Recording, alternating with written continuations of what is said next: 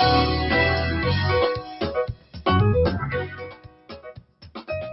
very good morning to you on this third day of October. It is a Friday morning, and if you've joined us, then you have joined the channel on which we are committed to talking through the storyline of the scriptures. Because if we believe this is the greatest story ever told, then oh, how we need to be committed to telling it and retelling it and telling it and retelling it. And that's what we do on this channel. We are in chapter 4, where we are looking at this broadcast model that is used in the early stages of the maturation process of the assembly. I use that word synonymous with the believing community and synonymous with the idea of church, the ecclesia.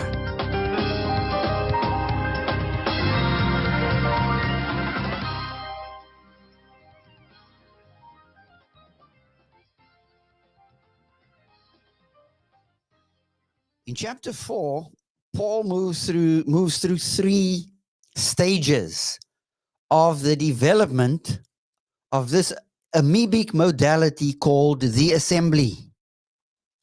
Remember, we need word rectification here because we need to claim back words like church and words like myth, M-Y-T-H. Don't let the culture steal our fire and say we don't talk about myths. We talk about what is true. Well, the biblical story is a myth that is true.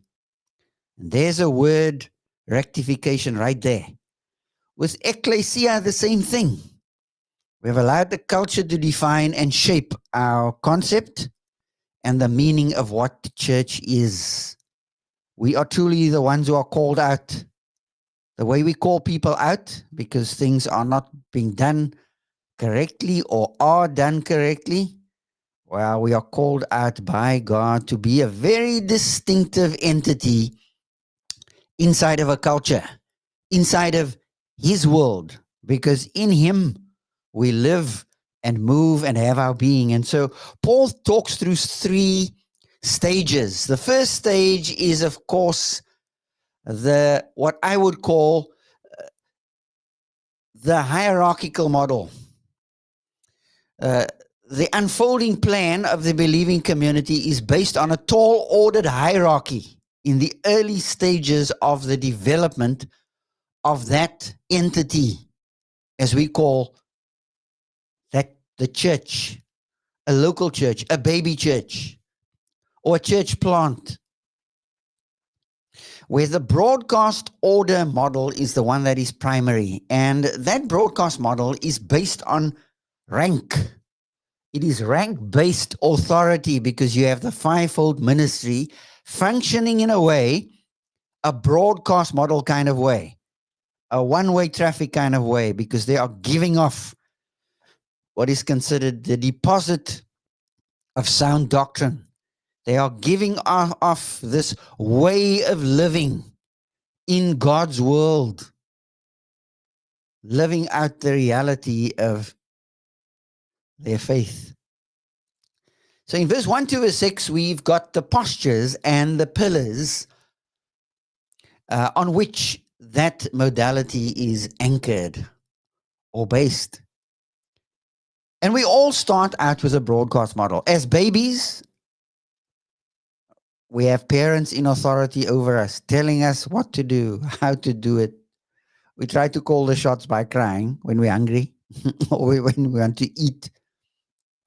But for the most part, we are born into a broadcast model. Then we go to school and we are hammered and peppered and almost attacked with the broadcast model. It's a one-way traffic kind of modality. Then we get into high school and the same model persists. Even into university, the same model persists, where you would assume that our young people are challenged to think, but most would rather die than think. And we see our culture dying in leaps and bounds. because our young people are locked in echo chambers. They are either asleep as being woke and captivated with ideological possession. And they can't think straight. You'd swear blind they have fallen on their heads and done up brain damage. Well, in the first 6 verses, Paul talks about what the postures are and what 7 of the pillars are that engender unity in the body, because we are we are brought into a body. This body is called the assembly of God. Put more bluntly, the people of God. And inside of that body, we are to conduct our life in such a way that growth is the order of the day, that transformation is the order of the day. Yes, you've heard me. Change is the order of the day. Well, he said, my life changed 50 years ago when I came to saving faith. Well, that may be the point soon after which you died. Someone said on an epitaph of a gravestone, a tombstone, died at 30 and buried at 60. Because we have not been on learning. We've not become lifelong learners and taken the risk of what it means to be on learning. Well, this broadcast model is what services what I would call low resolution maintenance. Because you cannot live in this stage permanently. You will do up some heavy duty spiritual retardation. Yes, you heard me, retardation. You'd think some Christians are retarded. They are headed for a mental asylum. When you hear and watch and learn how they think about reality. Because somehow, when I trusted Christ, I did up some head damage. They are not able to think clearly.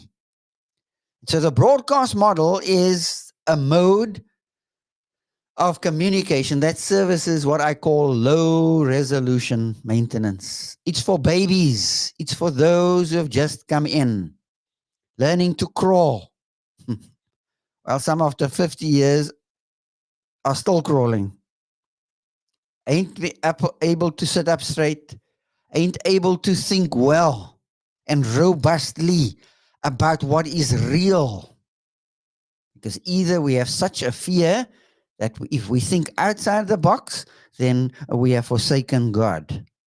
And we are these puppets on a string. Well, if you believe that, you're going to live a pretty boring life, because you are only going to quote what other people tell you to quote. And you constantly have to say, Mr. So-and-so said, Brother so-and-so said, Mr. Able and Ready said.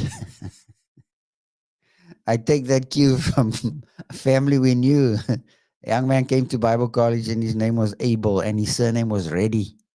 So you see, we used to joke about his name and surname. Well, Abel is ready, right? But the problem is that we have not learned to become sovereign thinkers, being able to think on our feet and perceive what is really real and process it and go at it and allow it to come at us, because whether we like it or not, reality charges down on us like a runaway train. Yes, you heard me. A runaway train. And that doesn't cause us to Jesus jump. It causes us rather to curl up in the fetal position and hide away. Well, growing older and older is not for sissies. And when you grow older and deeper and wider in the things of God, you develop a capacity to be able to face what is really real. Because, oh man, the fears we have as we grow older, the fear of death and dying, the fear of aging and having a couple more wrinkles than we had 10 years ago. And the The force of gravity takes or has its impact on our bodies. Everything drops a couple of inches lower, and our backs start to bend. Those are all things that can make us extremely fearful of what is really real. Well, of all men and women, we are not to be the most miserable. We are to be those who have a jump in our step, a tiger in the tank. You see, my tigers died long, long ago.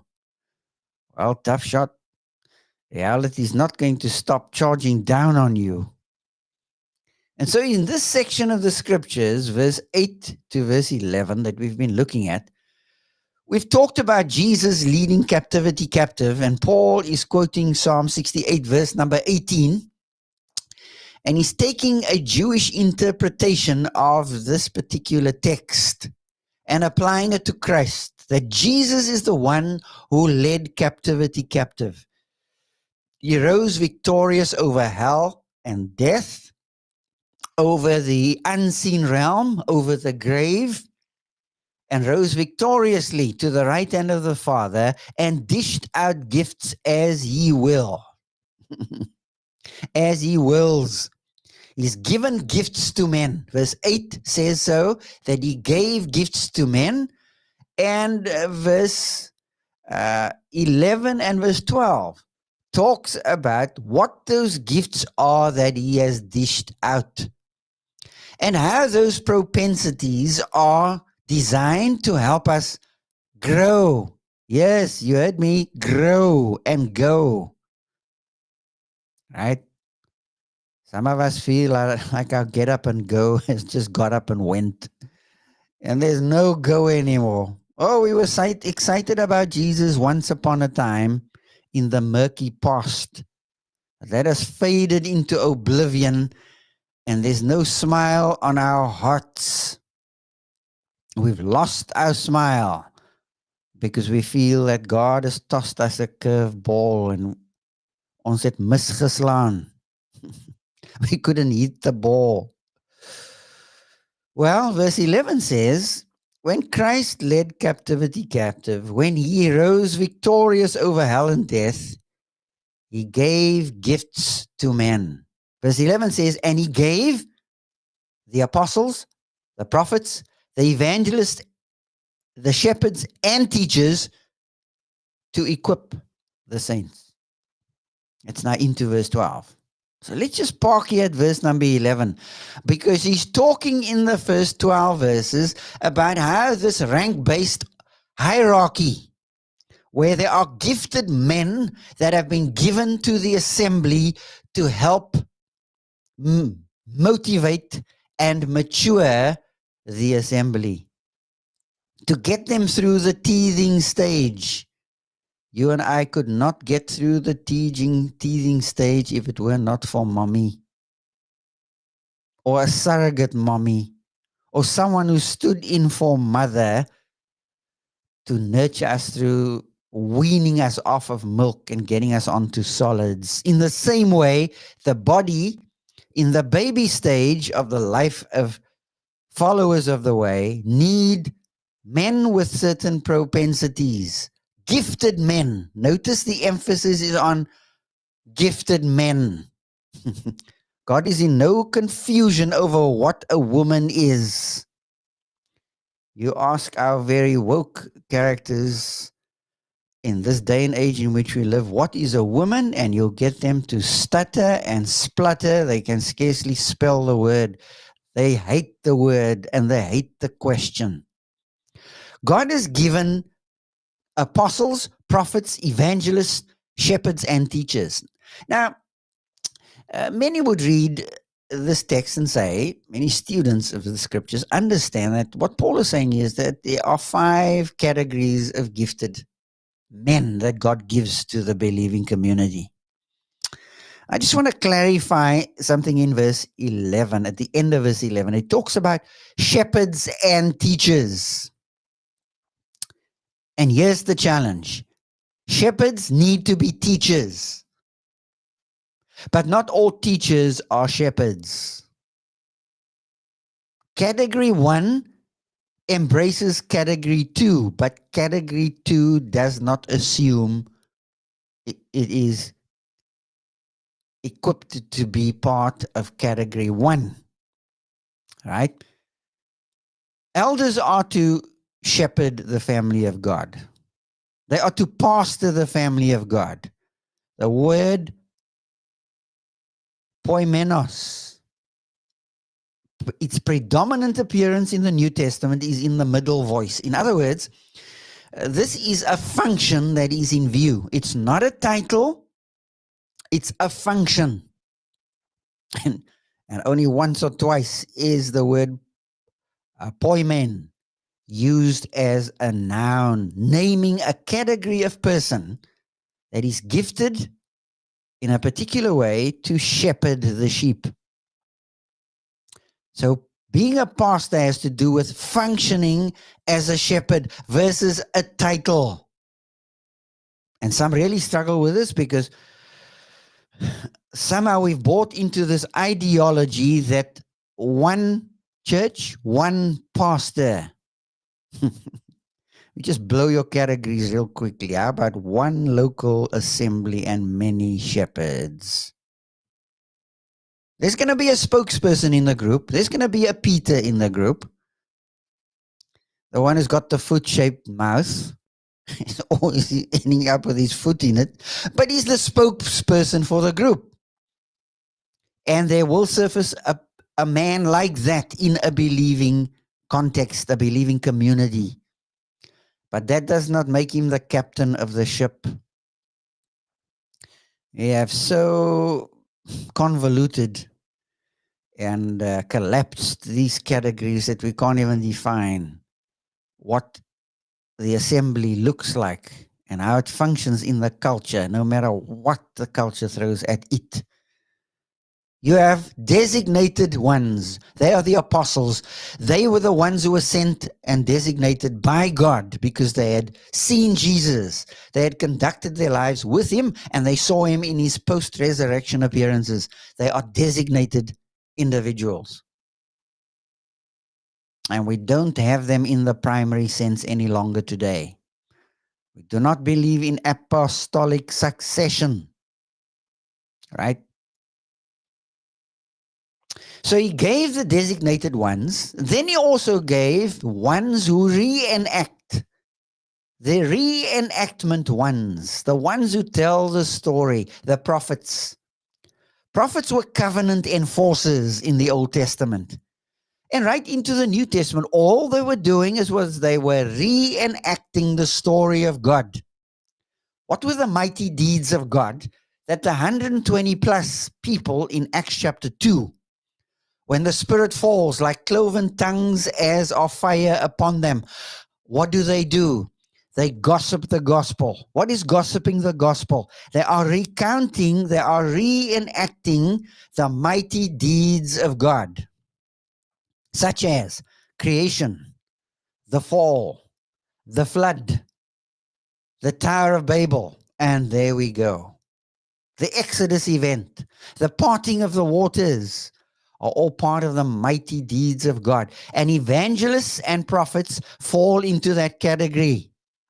They are men with a particular propensity, not only to tell the story, to foretell the story, but also to foretell. But their primary function was to foretell. As I said, in the Old Testament, they were covenant enforcers. And right into the New Testament, they are that. They are holding up the word of God. Apostles, prophets, evangelists, and then shepherds and teachers. As I mentioned, not all shepherds need to be teachers. An elder must be able to teach. Can I repeat that? The only difference between deacons and elders, well, there are two differences. Number one, the deacon category is an ad hoc category. It's a category that is brought into being and that is put out of operation once a need is met. It's an ad hoc structure. Now, I know this flies in the face of church polity of many, many, many groups. I'm not interested in championing polity, church polity. on this channel. All I'm saying is just stick with what the text says. And as you study the book of Acts, the first time servants are mentioned, diakonos, is in Acts 6, where the minority community becomes the social change agents. They are called deacons. Deacons are agents for change in the culture of this entity called the believing community. And the difference between them and elders is elders must be able to teach.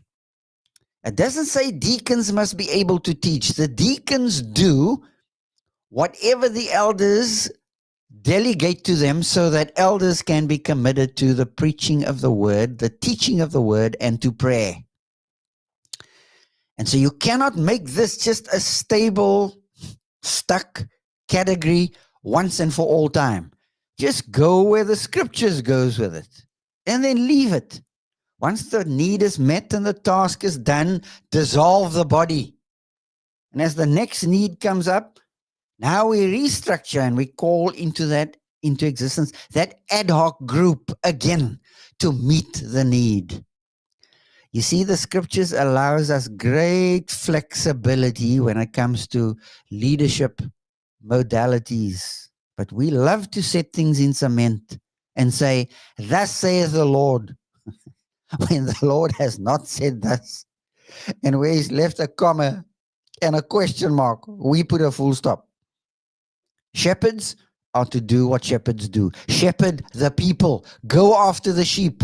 Care for the sheep. So the shepherds are the carers. And what are the teachers?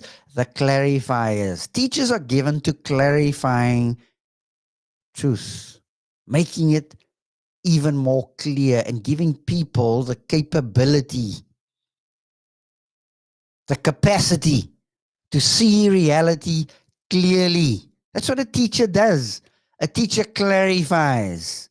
A preacher has tendencies to present truth. A teacher clarifies it. In the tradition I came up in, I saw two men function that way. One was the late Marlon Olson. He was a missionary, led people to the Lord at every turn. And then there was a Raymond Sachs, a Jewish convert to become a follower of the way, and he was a teacher, and boy, could he teach. Quite pedantic at times, but he could clarify. And so the body is given to gifted men to nurture it so that it can develop optimally. And we're going to talk a lot more into this before we get to verse 12 and shift into the next level of development. We are talking through a rank-based, tall-ordered hierarchy where gifted men are in charge of what I would call low bandwidth maintenance. It's for babies coming in and equipping them so that they can become strong and go to the mature stage. I trust that today you would enjoy the Lord because God has put his body together in a unique and dynamic way so that she can function optimally in the culture. Yes, even a South African culture. Yes, even on the Cape Flats. You heard me. When you hear gunshots go off, he calls you to be salt and light. Terribly difficult times across the Cape Flats in these days. But today you're going to have opportunities to be very aware that you need to grow and develop, and it comes with a price tag. I trust that you will enjoy the Lord as you go with God today. Goodbye for now.